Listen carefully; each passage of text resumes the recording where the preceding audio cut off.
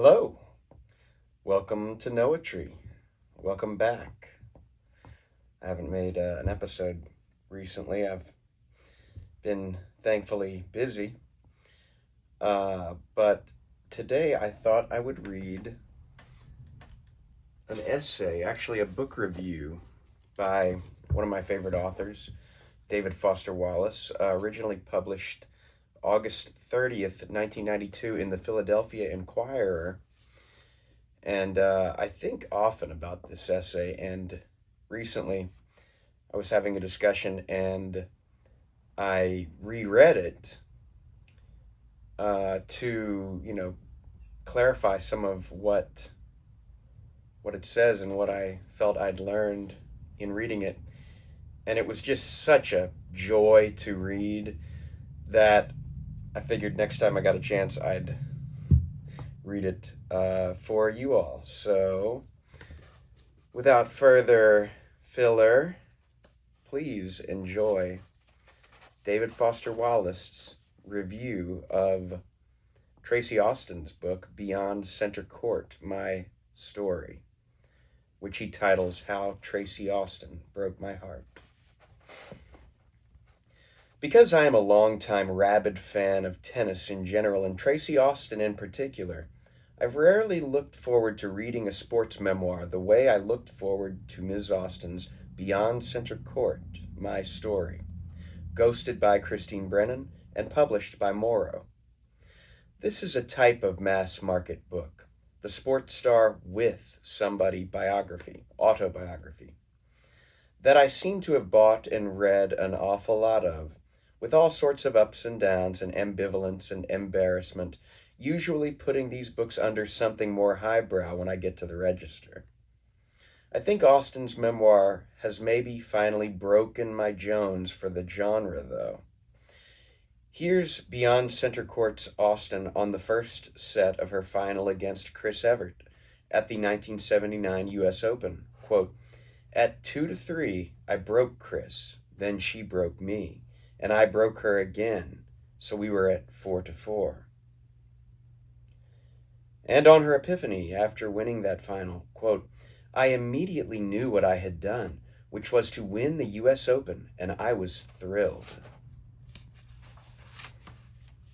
Tracy Austin on the psychic rigors of pro competition. Quote, "Every professional athlete has to be so fine-tuned mentally." Tracy Austin on her parents. Quote, "My mother and father never, ever pushed me." Tracy Austin on Martina Navratilova. Quote, "She is a wonderful person, very sensitive and caring." On Billie Jean King. Quote, "She also is incredibly charming and accommodating." On Brooke Shields. Quote, "She was so sweet and bright and easy to talk to right away." Tracy Austin meditating on excellence. Quote, "There is that little bit extra that some of us are willing to give and some of us aren't. Why is that? I think it's the challenge to be the best." You get the idea. On the upside, though, this breathtakingly insipid autobiography can maybe help us understand both the seduction and the disappointment that seem to be built into the mass market sports memoir. Almost uniformly poor as books, these athletic My Stories sell incredibly well. That's why there are so many of them. And they sell so well because athletes' stories seem to promise something more than the regular old name-dropping celebrity autobiography. Here's a theory. Top athletes are compelling because they embody the comparison-based achievement we Americans revere. Fastest, strongest, and because they do so in a totally unambiguous way. Questions of the best plumber or the best managerial accountant are impossible even to define, whereas the best relief pitcher, free throw shooter, or female tennis player is, at any given time, a matter of public statistical record. The top athletes fascinate us by appealing to our twin compulsions with competitive superiority and hard data. Plus, they're beautiful.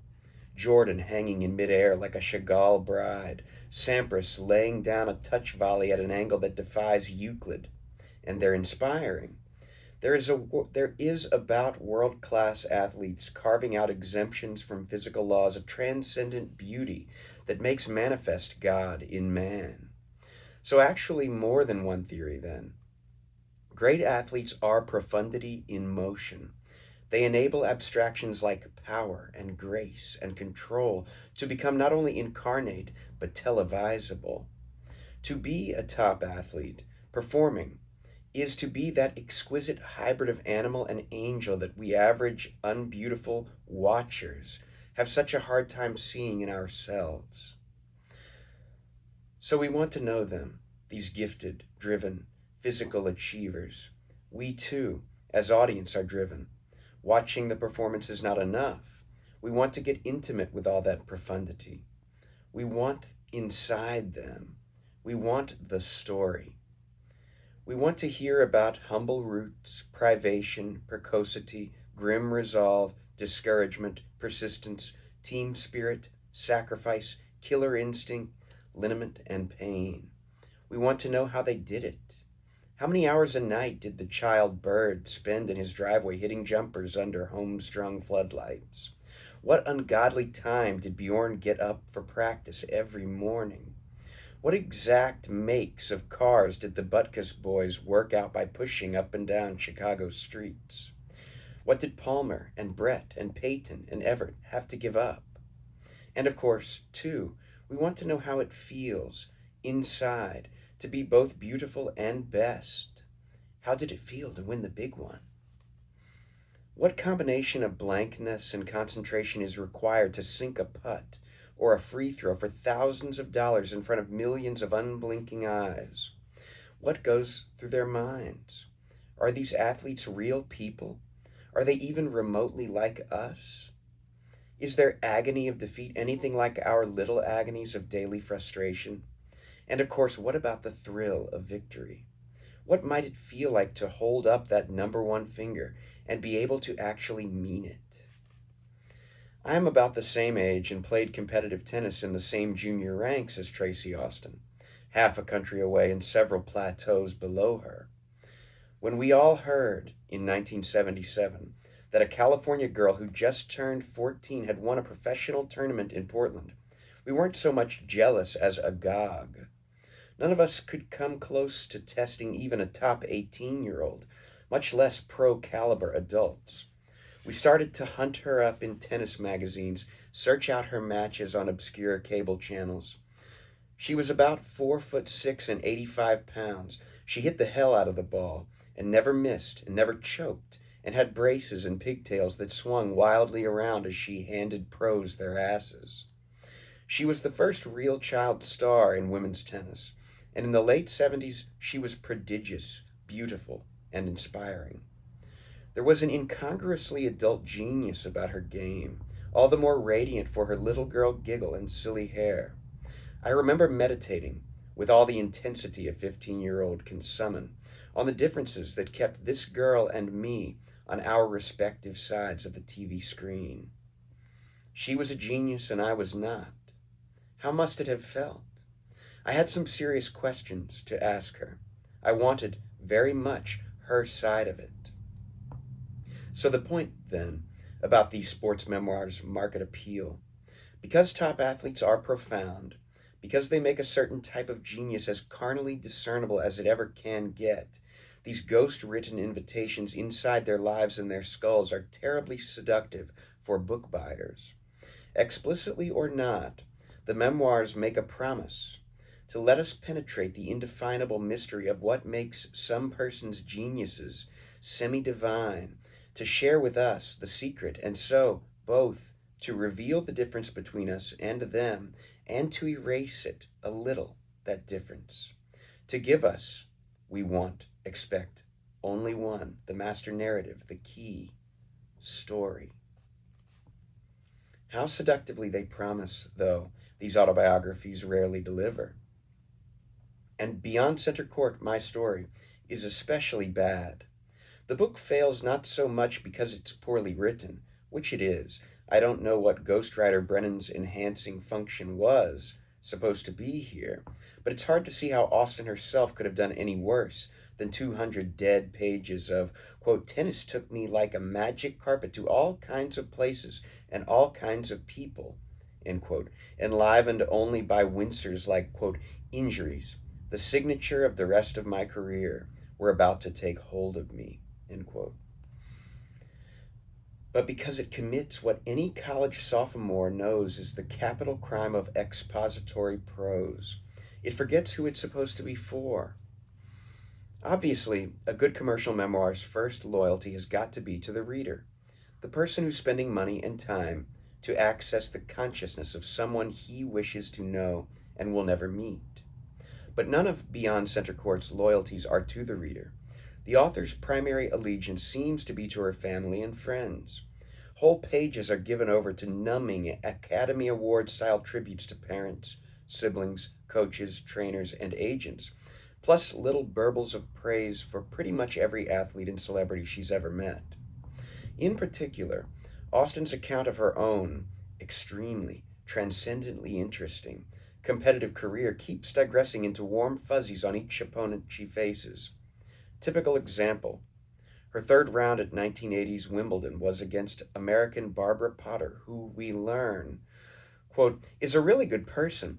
Barbara was very nice to me through my injuries, sending me books, keeping in touch, and checking to see how I was doing. Barbara definitely was one of the smartest people on the tour. I've heard she's going to college now, which takes a lot of initiative for a woman our age. Knowing Barbara, I'm sure she's working harder than all her fellow students, end quote. But there is also here an odd loyalty to and penchant for the very cliches with which we sports fans weave the veil of myth and mystery that these sports memoirs promise to part for us. It's almost as if Tracy Austin has structured her own sense of her life and career to accord with the formulas of the generic sports bio. We've got the sensitive and doting mother, the kindly dad, the mischievous siblings who treat famous Tracy like just another kid. We've got the ingenue heroine whose innocence is eroded by experience and transcended through sheer grit. We've got the gruff but tender-hearted coach and the coolly skeptical veterans who finally accept the heroine. We've got the wicked, backstabbing rival in Pam Shriver, who receives the book's only unfulsome mention. We even get the myth-requisite humble roots. Austin, whose father is a corporate scientist and whose mother is one of those lean, tan ladies who seem to spend all day every day at the country club tennis courts, tries to portray her childhood in posh, Rolling Hills Estates, California, as impoverished. Quote, we had to be frugal in all kinds of ways. We cut expenses by drinking powdered milk. We didn't have bacon except on Christmas. Stuff like this seems way out of touch with reality until we realize that the kind of reality the author's chosen to be in touch with here is not just but anti-real. In fact, as unrevealing of character as its press release tone and generic myth structure make this memoir, it's the narrator's cluelessness that permits us our only glimpses of anything like a real and faceted life. That is, relief from the book's skewed loyalties can be found only in those places where the author seems unwittingly to betray them. She protests, for instance, repeatedly and with an almost Gertrudian fervor that her mother, quote, did not force her into tennis at any age. Did not force her into tennis at age 3. It apparently never occurring to Tracy Austin that a 3-year-old hasn't got enough awareness of choices to require any forcing. This was the child of a mom who'd spent the evening before Tracy's birth hitting tennis balls to the family's other 4 children, 3 of whom also ended up playing pro tennis. Many of the memoir's recollections of Mrs. Austin's seem almost Viennese in their repression. Quote, my mother always made sure I behaved on court, but I never even considered acting up. And downright creepy are some of the details Austin chooses in order to evince, quote, how non-intense my tennis background really was. Quote, everyone thinks every young tennis player is very one-dimensional, which just wasn't true in my case. Until I was 14, I never played tennis on Monday. My mother made sure I never put in 7 straight days on the court. She didn't go to the club on Mondays, so we never went there. End quote. It gets weirder. Later in the book's childhood section, Austin discusses her, quote, wonderful friendship with a man from their country club who, quote, set up matches for me against unsuspecting foes in later years and won a lot of money from his friends. And as a token of friendship, quote, bought me a necklace with a T hanging on it. The T had 14 diamonds in it. She was apparently 10 at this point. As the book's now fully adult Austin analyzes the relationship, quote, he was a very wealthy criminal lawyer, and I didn't have very much money. With all his gifts for me, he made me feel special. What a guy. Regarding her de facto employment in what is technically known as sports hustling, quote, it was all in good fun. In the subsequent section, Austin recalls a 1978 pro tournament in Japan that she hadn't much wanted to enter. Quote, it was just too far from home and I was tired from the travel grind. They kept offering me more and more money for an appearance fee, well over $100,000. But I said no. Finally, they offered to fly my whole family over. That did it. We went and I won easily, end quote. Besides displaying an odd financial sense, she won't come for $100,000 plus, but will come if they add a couple thousand in airfare. Tracy Austin seems here unaware of the fact that in the late 70s, any player who accepted a guaranteed payment just for entering a tournament was in violation of a serious tour rule.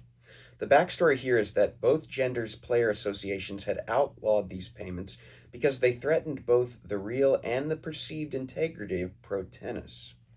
A tournament that has paid some star player a hefty guarantee, wanting her in the draw because her celebrity will help increase ticket sales, corporate sponsorships, TV revenues, etc.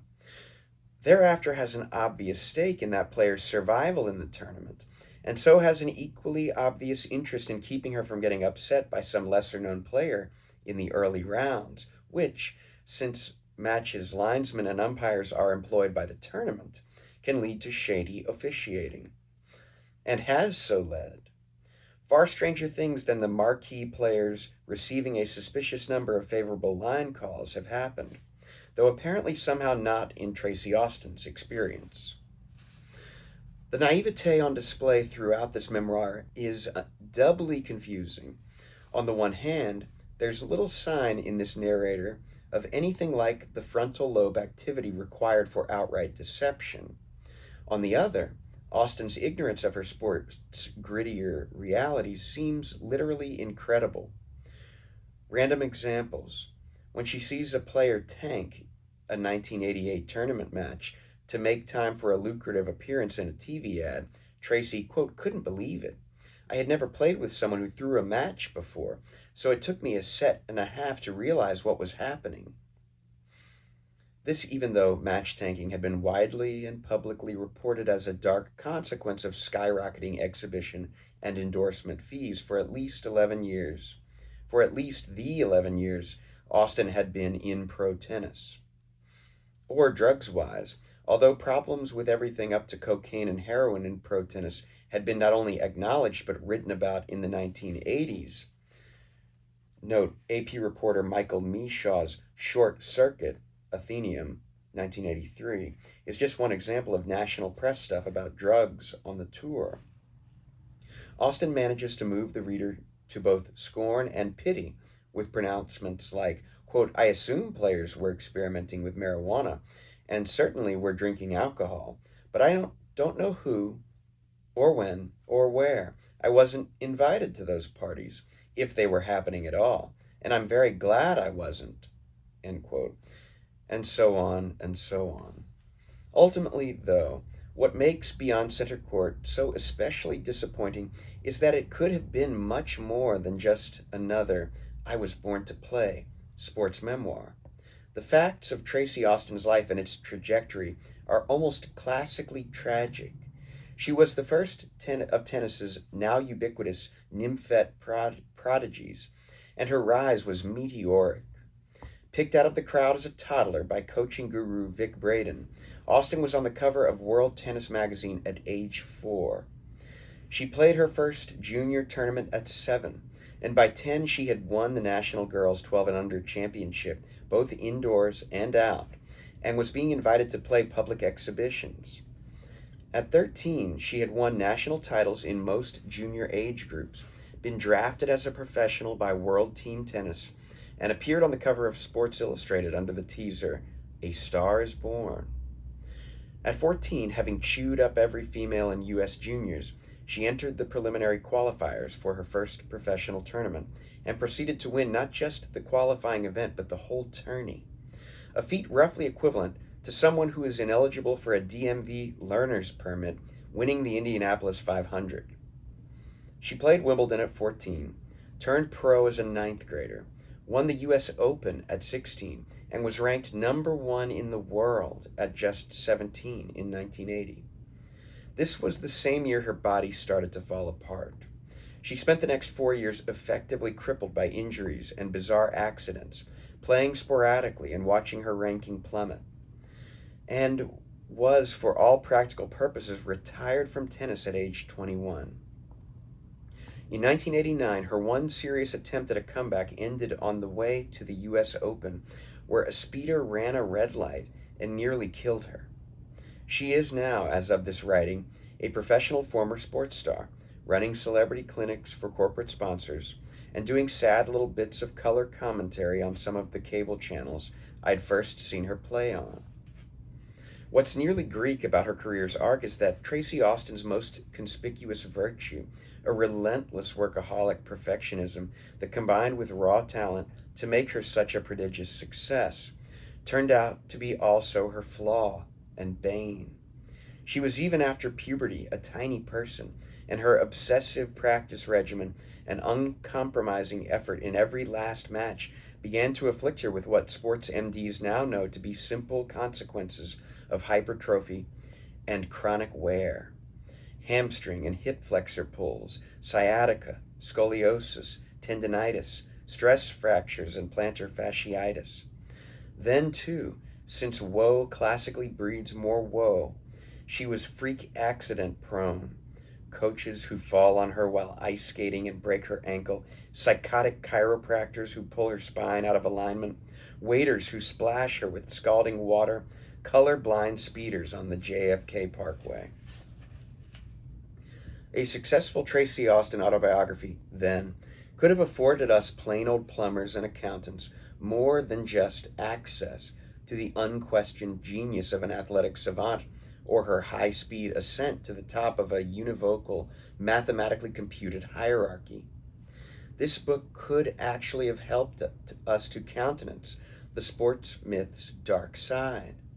The only thing Tracy Austin had ever known how to do, her art, what the tragic savvy Greeks would have called her techne, that state in which Austin's mastery of craft facilitated a communion with the gods themselves, was removed from her at an age when most of us are just starting to think seriously about committing ourselves to some pursuit.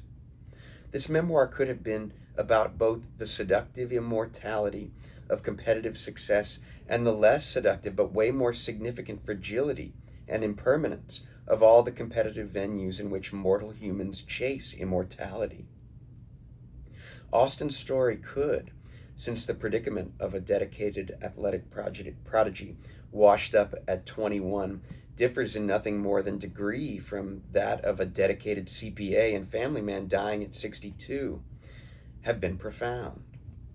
The book could, since having it all at 17 and then losing it all by 21 because of stuff outside your control is just like death, except you have to go on living afterward, have been truly inspirational.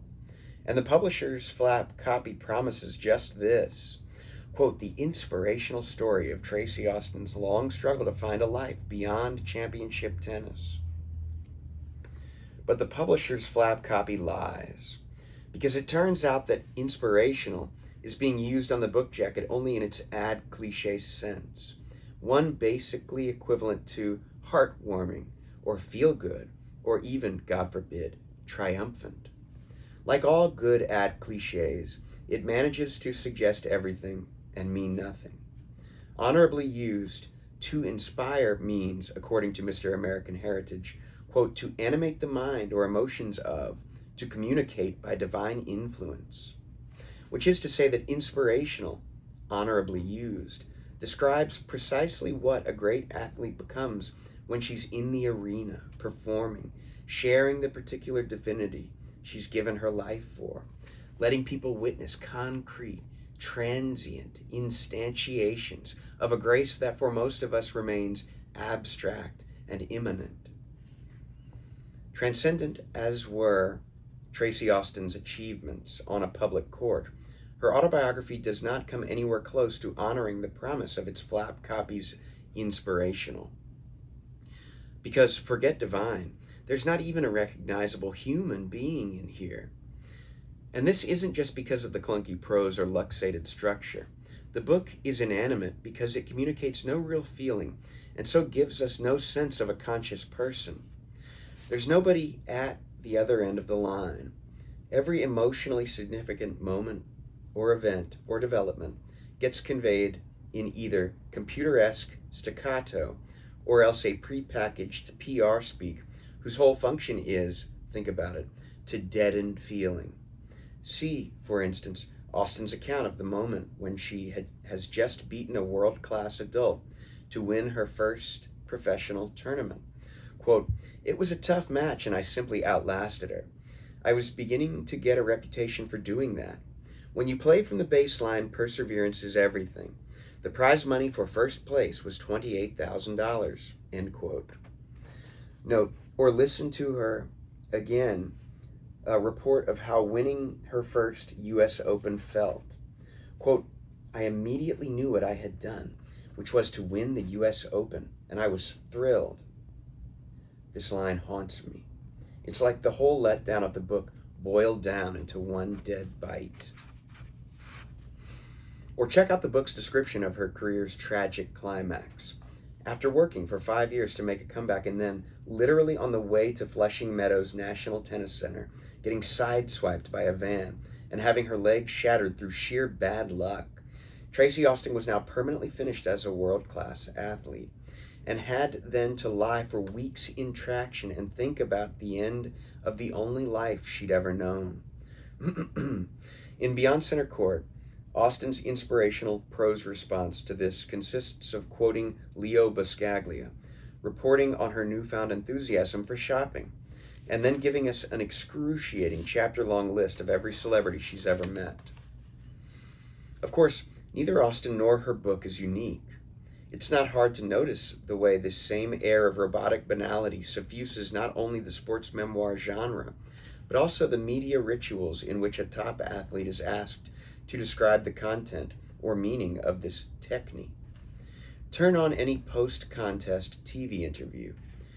Quote, "Kenny, how did it feel to make that sensational game-winning shoestring catch in the end zone with absolutely no, I mean zero time remaining on the clock?" Quote, "Well, Frank, I was just real pleased. I was real happy and also pleased. We've all worked hard and come a long way as a team, and it's always a good feeling to be able to contribute." Quote, "Mark, you've now homered in your last 8 straight at-bats and led both leagues in RBIs. Any comment?"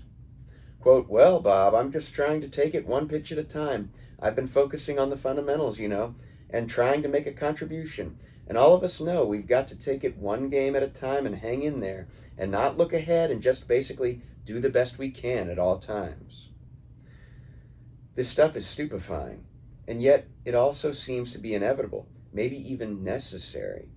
The baritones and network blazers keep coming up after games, demanding of physical geniuses these recombinant strings of dead cliches, strings that after a while start to sound like a strange kind of lullaby, and which of course no network would solicit and broadcast again and again if there weren't a large and serious audience out here who find the banalities right and good. As if the emptiness in these athletes' descriptions of their feelings confirmed something we need to believe. All right, so the obvious point. Great athletes usually turn out to be stunningly inarticulate about just those qualities and experiences that constitute their fascination. For me, though, the important question is why this is so bitterly disappointing. and why I keep buying these sports memoirs with expectations that my own experience with the genre should long ago have modified, and why I nearly always feel thwarted and pissed when I finish them. One sort of answer, of course, is that commercial autobiographies like these promise something they cannot deliver: personal and verbal access to an intrinsically public and performative kind of genius. The problem with this answer is that I and the rest of the US book market aren't that stupid. If impossible promises were all there was to it, we'd catch on after a while, and it would stop being so profitable for publishers to churn out these memoirs. Maybe what keeps us buying in the face of constant disappointment is some deep compulsion both to experience genius in the concrete and to universalize genius in the abstract. Real indisputable genius is so impossible to define, and true techne so rarely visible, much less televisable, that maybe we automatically expect people who are geniuses as athletes to be geniuses also as speakers and writers, to be articulate, perceptive, truthful, profound. If it's just that we naively expect geniuses in motion to be also geniuses in reflection, then their failure to be that shouldn't really seem any crueler or more disillusioning than Kant's glass jaw or Eliot's inability to hit the curve. For my part, though, I think there's something deeper and scarier that keeps my hope one step ahead of past experience as I make my way to the bookstore's register. It remains very hard for me to reconcile the vapidity of Austin's narrative mind, on the one hand, with the extraordinary mental powers that are required by world-class tennis, on the other. Anyone who buys the idea that great athletes are dim should have a close look at an NFL playbook, or at a basketball coach's diagram of a 3-2 zone trap, or at an archival film of Ms. Tracy Austin's repeatedly putting a ball in a court corner at high speed from 78 feet away, with huge sums of money at stake and enormous crowds of people watching her do it. Ever try to concentrate on doing something difficult with a crowd of people watching? Worse, with a crowd of spectators, maybe all vocally hoping you fail so that their favorite will beat you? In my own comparatively low-level junior matches, before audiences that rarely hit 3 digits, it used to be all I could do to manage my sphincter. I would drive myself crazy. Quote, but what if I double fault here and go down and break with all these folks watching? Don't think about it. Yeah, but except if I'm consciously not thinking about it, then doesn't part of me have to think about it in order for me to remember what I'm supposed to not think about? Shut up, quit thinking about it, and serve the goddamn ball. Except how can I even be talking to myself about not thinking about it unless I'm still aware of what it is I'm talking about, not thinking about? And so on. I'd get divided, paralyzed, as most ungreat athletes do, freeze up, choke, lose our focus, become self-conscious, cease to be wholly present in our wills and choices and movements. It is not an accident that great athletes are often called naturals, because they can, in performance, be totally present. They can proceed on instinct and muscle memory and autonomic will such that agent and action are one. Great athletes can do this even, and for the truly great ones like Borg and Bird and Nicklaus and Jordan and Austin, especially under wilting pressure and scrutiny, they can withstand forces of distraction that would break a mind prone to self-conscious fear in two. The real secret behind top athletes' genius, then, may be as esoteric and obvious and dull and profound as silence itself. The real, many-veiled answer to the question of just what goes through a great player's mind as he stands at the center of a hostile crowd noise and lines up the free throw that will decide the game might well be nothing at all. How can great athletes shut off the Iago-like voice of the self? How can they bypass the head and simply and superbly act? How, at the critical moment, can they invoke for themselves a cliche as trite as one ball at a time, or gotta concentrate here, and mean it, and then do it? Maybe it's because, for top athletes, cliches present themselves not as trite, but simply as true. Or perhaps not even as declarative expressions with qualities like depth, or triteness, or falsehood, or truth, but as simple imperatives that are either useful or not, and, if useful, to be invoked and obeyed, and that's all there is to it. What if, when Tracy Austin writes that after her 1989 car crash, quote, I quickly accepted that there was nothing I could do about it, end quote. The entire statement is not only true, but exhaustively descriptive of the entire acceptance process she went through. Is someone stupid or shallow because she can say to herself that there's nothing she can do about something bad, and so she'd better accept it, and thereupon simply accept it with no more interior struggle? Or is that person maybe, somehow, natively wise and profound, enlightened in the childlike way some saints and monks are enlightened? This is, for me, the real mystery. Whether such a person is an idiot or a mystic, or both and or neither. The only certainty seems to be that such a person does not produce a very good prose memoir. That plain empirical fact may be the best way to explain how Tracy Austin's actual history can be so compelling and important, and her verbal account of that history not even alive. It may also, in starting to address the differences in communicability between thinking and between doing and being, yield the key to why top athletes' autobiographies are at once so seductive and so disappointing for us readers. As it is often standard operating procedure with the truth, there's a cruel paradox involved. It may well be that we spectators, who are not divinely gifted as athletes, are the only ones able truly to see, articulate, and animate the experience of the gift we are denied, and that those who receive and act out the gift of athletic genius must, perforce, be blind and dumb about it. And not because blindness and dumbness are the price of those gifts, but because they are its essence.